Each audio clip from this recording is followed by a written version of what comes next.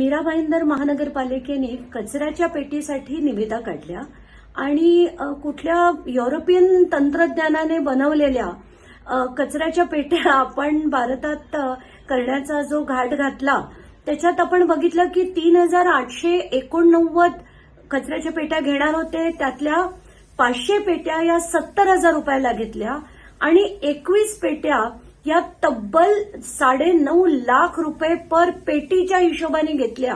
म्हणजे आता काय बोलावं मला कळत नव्हतं. मला असं वाटलं की मी आयुक्तांशी याबद्दल बोललं पाहिजे, माझ्या भावना त्यांना सांगितल्या पाहिजेत आणि हा खर्च तुम्ही म्युनिसिपल शाळांवर करा, हॉस्पिटल्सवर करा आणि ही निविदा तुम्ही थांबवा, ही अशी माझी मागणी होती.